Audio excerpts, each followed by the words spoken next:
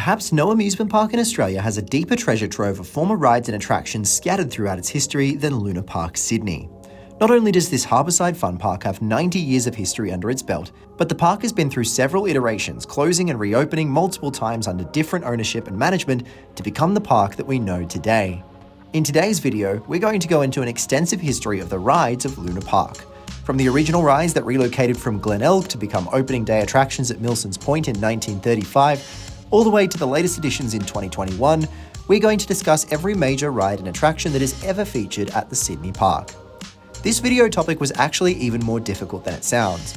While there are dozens of sources documenting Luna Park's history in fantastic detail, many of the specific rides and attractions are largely lost to time. So if you know of a ride that I've missed, please let me know in the comments below.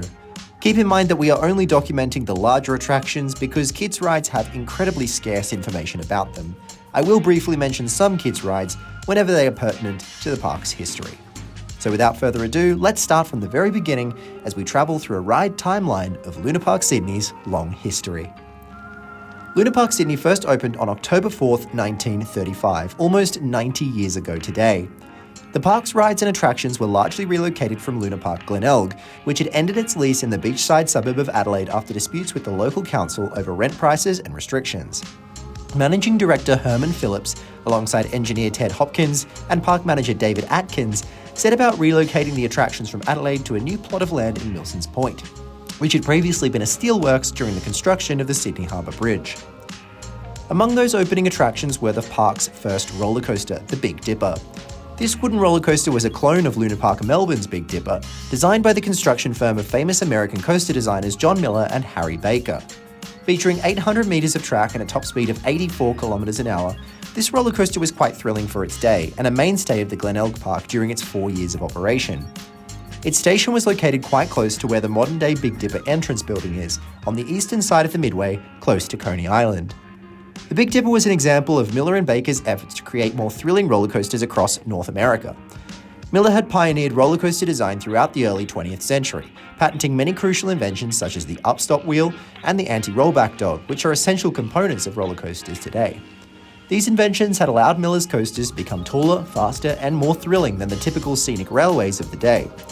Alongside Baker, Miller would design dozens of wooden coasters throughout the 1920s and 1930s that pushed the limits of coaster design at the time, famous for their camelback hills producing airtime and their flat unbanked turns producing strong lateral forces. Miller and Baker also experimented with brake and train design to produce the most innovative roller coasters on the planet at the time. Luna Park Melbourne brought their designs to Australian shores for the first time in 1923 as part of an extensive overhaul of the park after reopening from the First World War, and the ride was subsequently cloned when Phillips first opened Luna Park Glenelg in 1930. At Luna Park Sydney, the first Big Dipper operated from opening day in 1935 until 1979, when it experienced a serious incident on April 16th, where a steel runner came loose from the ride, causing a collision between two trains that injured 13 people. When the ride was then damaged by the ghost train fire 2 months later, it closed along with the park, and was demolished when Australian Amusement Associates took over the park in 1981. That fire famously started in the park's Ghost Train, another staple opening day attraction of Luna Park Sydney. The Ghost Train was located adjacent to the Big Dipper's station, where the Big Top entrance is located today. It was an electric dark ride, much like the many popular Ghost Train rides of the time and the many that are still around today. Riders would be taken along a 180-metre track lined with various spooky scenes, including skeletons, vampires, monsters, and dragons. Infamously, the ride also featured a scene with a fake fireplace, which is said to be where the actual fire originated. Ghost trains were a staple of early 20th century amusement parks. With the parks being popular with servicemen on leave during periods of war, Ghost Train's popularity is said to have come from their dark and spooky nature, as well as the privacy of the ride being indoors and darkened, giving romantic partners the perfect opportunity to cuddle up to one another, much like the river caves, which we will discuss next. The Ghost Train's facade was themed to a railway station with 3 steam locomotives adorning the top of the entrance, the central one featuring a skeleton riding on top of it. For a perfect example of what the ride would have been like, there is a classic Ghost Train ride still in operation today at Luna Park Melbourne from around the same era, and I highly recommend giving it a ride. But of course, the Ghost Train's most well-known role in Luna Park's history was its destruction in 1979 as the result of a tragic fire. This fire was initially attributed to an electrical fault and tragically resulted in the deaths of 7 people. The entire park would be completely closed to the public in the aftermath of that fire. More recently, however, independent investigations and documentaries have suggested that the fire may have been deliberately lit by associates of notorious fraudster and property developer Abe Saffron, allegedly with the intention of gaining control of the Luna Park site. Several former senior police officers have testified on camera that Saffron ordered the act of arson before the crime was covered up by corrupt police and politicians. Regardless, the ghost train was completely destroyed in the fire, and the park would immediately close to the public after that date, not reopening until 1982. Next to the ghost train along the Midway was the River Caves, another opening day attraction at the park. This water-based attraction was a slow ride that featured scenes from around the world along the winding flumes of the ride. The ride's interior featured intricately designed caves and grottos full of amazing scenery, images, and colour. This style of ride was famously known as the Tunnel of Love at parks around the world, mainly because of the reputation the ride garnered, quite similar to the ghost train, but even more so.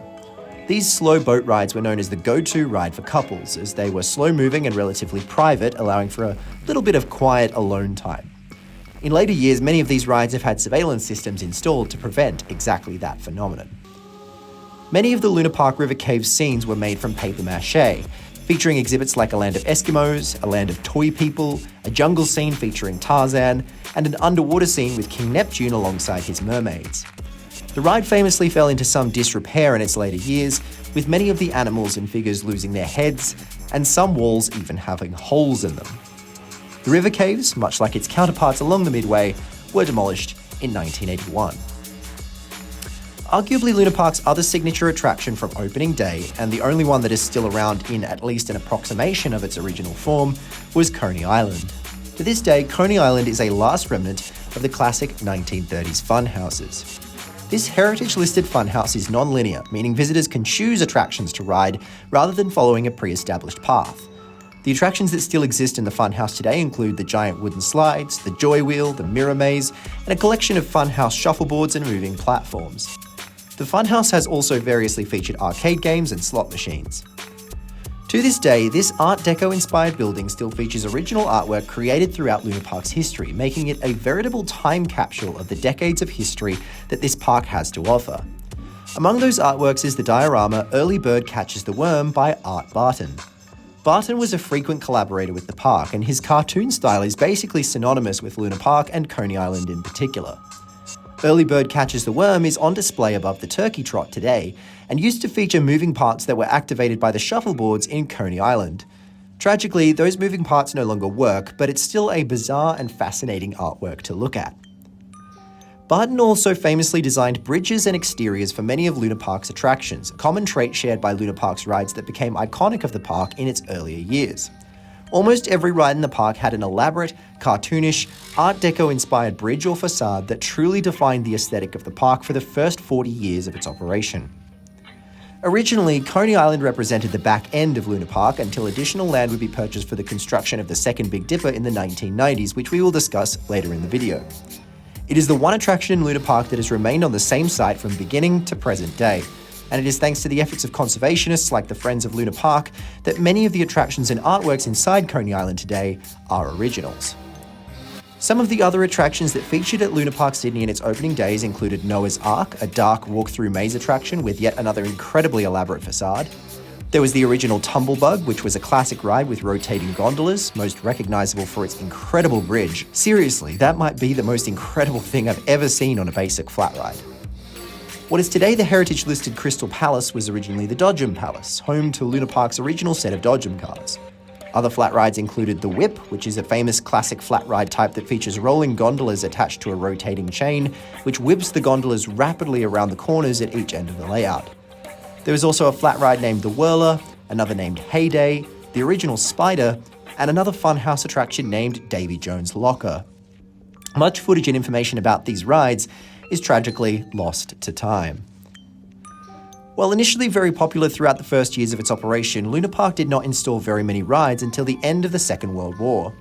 Instead, the park focused on upgrading ride bridges and artwork around the park, maintaining its Art Deco aesthetic, and keeping its popular attractions around. The first major new ride installation of note came in 1951. Park manager David Atkins, along with engineer Ted Hopkins, began to travel frequently to find ride designs and models to install at the park. The first, and one of the most famous, that they came across was the Rotor. The Rotor ride was patented by German engineer Ernst Hofmeister in 1948 and first demonstrated at Oktoberfest in 1949. It consists of a large upright barrel which rotates at high speed, creating high centrifugal force. Once the ride reaches full speed, the ride's floor retracts, leaving riders stuck to the wall. The ride model was initially exhibited at fairs and events throughout Europe throughout the 1950s, but Atkins was very quick to decide to construct one of his own. The original Rotor at Luna Park opened in 1951 and quickly became a crowd favourite. The ride initially operated with very little restrictions on riders' movement during the ride, resulting in many stunts where daring riders would flip themselves upside down, move around, or even attempt to stand up with their feet against the wall of the ride. There were initially 3 Rotors built in Australia based on Hofmeister's design, but none of them would survive into the 1990s. Luna Parks was removed in 1986 by then operators Australian Amusement Associates, after being one of only a few rides to be retained from the pre-Ghost Train Fire park. When the park was revived in 1995, a slightly modified version of the ride was constructed and remains at the park today as one of its heritage attractions. The modified version has a slightly smaller barrel, but retains much of the original charm of the design. However, with safety rules now in place, it no longer sees the classic stunts and mischief of old. Other rides added under David Atkins' management would include the Flying Saucer and the Water Scooters, among others, but the Rotor would be Atkins' only addition of true significance before his sudden passing in 1957, at which point the management of the park passed to engineer Ted Hopkins. Hopkins was particularly interested in designing and engineering further attractions for the park, and most famously, he introduced the Wild Mouse in 1959. Hopkins and his business partner Dick Pierce were inspired by early examples of the Wild Mouse style of roller coaster that they saw in operation at the Seattle World's Fair. Throughout the 1950s, the Wild Mouse had become a popular style of roller coaster pioneered by American manufacturers like B.A. Schiff and Associates and by German coaster designer Franz Marc. They were often portable models made either of steel or wood. Inspired by the concept, Hopkins and Pierce brought the plans back to Australia and constructed 3 of their own Wild Mouse coasters. The first opened in 1963 at Luna Park itself and would become a staple attraction of the park, as well as intermittently relocating to the Sydney Showgrounds in Moore Park for the Royal Easter Show. Elsewhere, Hopkins and Pierce also installed 2 more wooden Wild Mouse coasters at the Showgrounds in Melbourne and Adelaide, which also still operate today at parks in Indonesia. The Wild Mouse remains another of Luna Park's heritage attractions today, as one of only 3 wooden Wild Mouse coasters left in operation in the world. It's a portable model and modest in size, standing just 12 metres tall with 400 metres of track. But it is unlike anything left in the world, with its primitive car design that sees a maximum of 2 riders cramped together, and its wild, unrestricted laterals and airtime. In its first era at Luna Park, the Wild Mouse operated from 1963 to 1970, intermittently relocating to the Sydney Showgrounds for a few weeks every Easter. In 1970, the ride was replaced with a Schwarzkopf model, which we will discuss shortly, and remained as a permanent fixture at the Sydney Showgrounds, much like its twins in Melbourne and Adelaide. The park's revival in 1995 would see the Wild Mouse return to Luna Park and listed on the Register of the National Estate, cementing its status as a piece of history, and it has been a staple of the park ever since. It underwent renovations in 2003 and 2025 to keep it in operating condition and ensure its longevity at the park. The era of Hopkins' management would also see the additions of some favourites, including the Cha-Cha, which was a classic scrambler ride, and the Calypso, which was similar to a breakdance. In April 1969, the remaining 6 years of the park's lease were sold to a consortium named World Trade Center Pty Ltd. This company unsuccessfully applied to redevelop the Luna Park site into a trade centre featuring high-rise office space. When this application was rejected by the state government, the principal shares were bought out by Leon Fink and Nathan Spat, who continued to operate the park going forward. The biggest addition under World Trade Center's operation from 1969 to 1979 was the replacement of the Wild Mouse with the Schwarzkopf model known as the Wild Cat. Wild Mouse was permanently relocated to the Sydney Showgrounds and replaced by a 45-metre Wild Cat model based on Anton Schwarzkopf's designs. This ride model is identical to the Texas Wildcat, which currently operates at Coderland in Austin, Texas, as the last of its kind. Several sources state that the ride was manufactured by the Gervin brothers in Australia based upon Schwarzkopf's designs, but the extent of Schwarzkopf's involvement compared to the Gervin brothers is unclear, and the ride was, in essence, identical to those manufactured by Schwarzkopf. The Wildcat was brought in as a direct replacement for the Wild Mouse due to the ride's low capacity, increasing the throughput from 2 passengers per car to 4. The ride will remain at Luna Park for the remainder of World Trade Center's time in charge before being removed after the park's closure in 1979. Other rides added by Leon Fink and Nathan Spat were largely portable carnival ride models brought in to replace aging permanent rides, including the Tumblebug and Calypso, which were replaced with classic portable models such as a Paratrooper, a Hurricane, a Zipper, a Chairplane named Zuma, and another ride known as the Astrospin. World Trade Center were not investing very much into the park and saw portable rides as a cheap solution to replace aging attractions. Much of the park gradually fell into disrepair throughout the 1970s, as was notably the case with rides like the River Caves, whose vignettes and decorative elements began to fall to pieces. In 1975, Luna Park's lease expired, and the Neville Wran government, elected in 1976, showed little interest in renewing it. The park negotiated its operations on a week-by-week basis and was struggling for money to keep its rides and attractions in operating condition. In April 1979, a steel runner came loose on the Big Dipper, resulting in a train collision that injured 13 riders. And just a couple of months later, even greater tragedy would strike, when a fire broke out and quickly spread through the timber building housing the Ghost Train. The bodies of 6 children and 1 adult were found in the remains of the ride. The park was immediately closed from that night. Initial investigations reported that the fire was most likely caused by an electrical fault, and that the park owners had failed to uphold their duty of care by not implementing adequate safety measures. In the decades since, that conclusion has come under question. Regardless, from June 1979 until April 1982, Luna Park Sydney remained closed to the public, resulting in the vast majority of the rides that we've discussed up to this point being removed. While the park remained closed, a group known as the Friends of Luna Park was formed, headed by artists who had worked on Luna Park's famous Art Deco designs and artworks. This group rallied strongly to protect Luna Park from being closed and redeveloped. Their repeated efforts through public rallies and events would lead to the New South Wales government rejecting redevelopment proposals and granting a 30-year lease to a group named Australian Amusement Associates. The Parliament gave the previous leaseholders until mid-1981 to vacate the site, but unfortunately, this resulted in many of the park's artworks, attractions, and amusements being sold or demolished and burned. The transportable rides like the Hurricane and Paratrooper were relocated to Magic Kingdom in Landsvale. Meanwhile, the Friends of Luna Park purchased the Barrels of Fun, Turkey Trot, and Joy Wheel in a bid to keep them at the park and preserve them.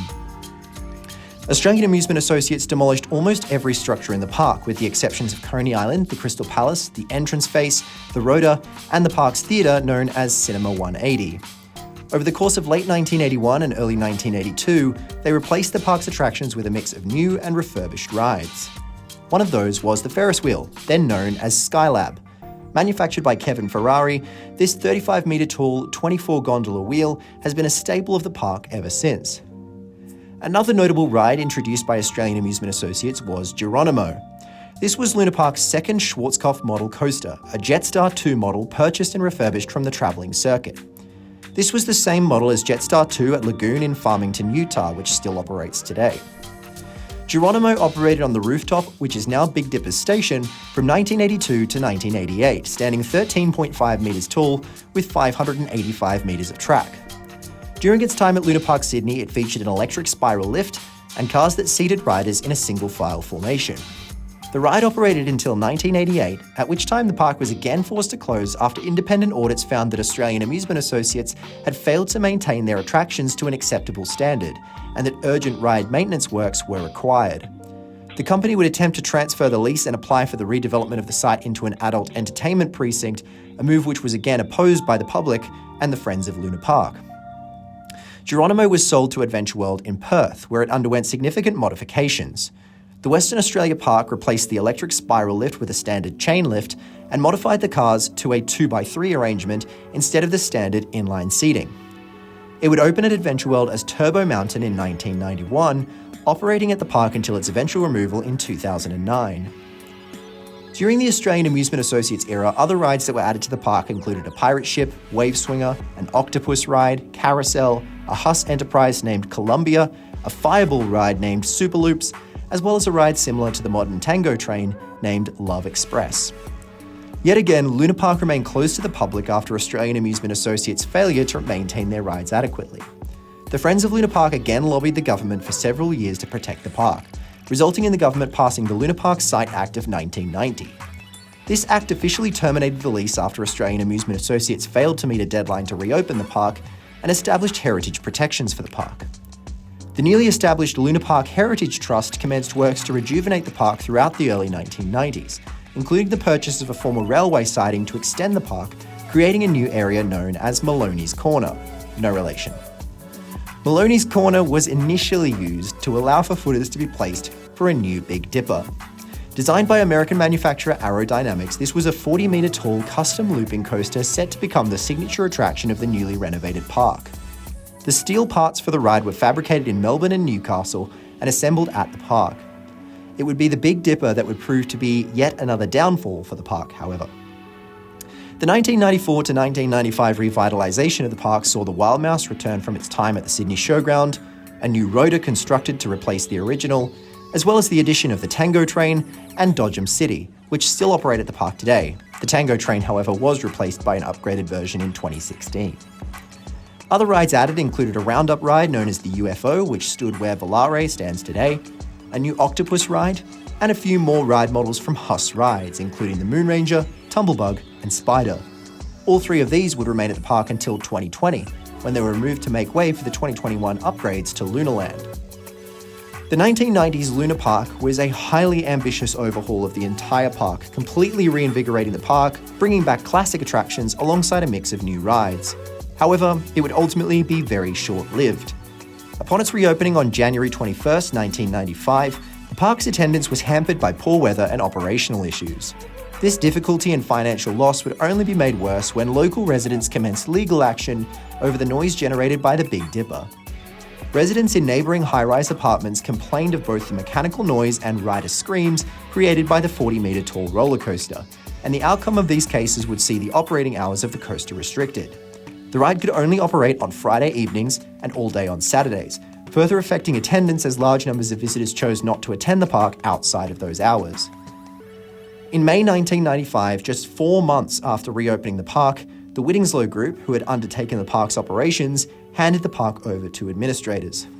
The park would continue operating until February 1996 while seeking expressions of interest for a new operating company, but this search was unsuccessful and the park again closed to the public after the summer of 1995-96. Once again, the fate of Luna Park rested with the government, who took action to broaden the land use options for Luna Park, allowing for a wider range of uses and facilities to be built. Restaurants, function rooms, and theatres became part of Luna Park's field as an entertainment precinct rather than simply an amusement park, and a master plan was undertaken to yet again revitalise the park.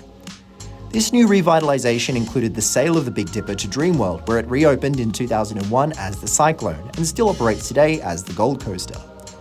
Maloney's Corner was flattened and resurfaced, and the Moon Ranger and Spider rides were relocated to that end of the park.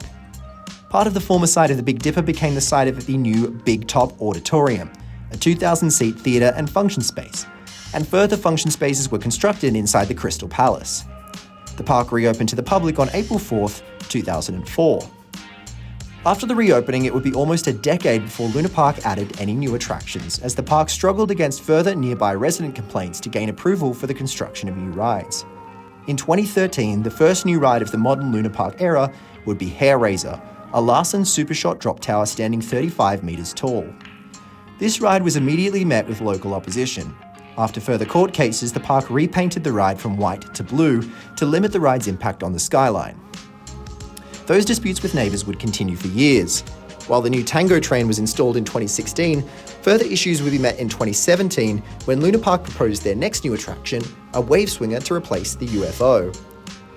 This dispute would finally result in a breakthrough when it was eventually ruled that the park would no longer need to submit development applications for new ride installations, with specific noise and height restrictions agreed upon and new planning processes put in place. After a couple of years of hard work, Volare opened to the public in March 2019. Which brings us to Luna Park's most recent new attractions, which came in late 2021. Luna Park had closed to the public as a result of the COVID pandemic in March 2020, before reopening in July. Later that year, the park announced that it would again close to the public in January 2021 to allow for a massive construction project consisting of 9 new rides. The headliner of those new rides would be the third iteration of the Big Dipper, the prototype of Intamin's single-rail hot racer model. Alongside this innovative new coaster, the park would install a Zamperla Discovery named Sledgehammer, a Gerstlauer family shuttle coaster named Boomerang, a Preston and Barbieri kiddie coaster named Little Nipper, and a collection of 5 kids' rides from Zamperla. Which brings us to Luna Park as it exists today. Home to 23 attractions, including 4 roller coasters, it's a park that has evolved greatly since its inauguration. While there are remnants of the park's heritage, including the Rhoda, the Wild Mouse, and the original Crystal Palace and Coney Island, the park is otherwise barely recognisable from the way it was in 1935, or indeed even as recently as the 1980s. Today, it is one of Sydney's most famous landmarks and one of the world's only amusement parks directly protected by heritage legislation. When did you first visit Luna Park, and what was your favourite ride at the time? Let me know in the comments below, and let me know if there are any other amusement parks that you'd like to take a walk through the history of to discover their former rides and attractions. Before we go, I want to give a shout out to a Discord member, @TalisYourName on Discord. Talis asked me what my favourite photo that I've taken of a roller coaster is and shared his awesome shot of Steel Dragon 2000. Thanks for your message, Talis. My favourite photo I've ever taken of a coaster is also my phone's lock screen. This photo was taken on my very last afternoon as an Emerald Park ride operator from inside the footprint of Fina Force while we were walking the track to look for loose items. I'm no photographer, but seeing the sun low in the sky behind Quest's spike and standing inside the layout of the ride for the very last time, it felt like a really special and personal moment, and also a really unique angle that very few people ever get to see. Thank you so much for watching and for being a supporter of my channel. If you'd like to be featured in my next video, you can leave a comment, send a message in my Discord linked in the description, or you can send me something in the mail. My PO box details are on the screen now. For now, this is Maloney's Coasters from the modern day, reminding you to be kind to one another, have a lovely day, and keep gaining credits. Bye.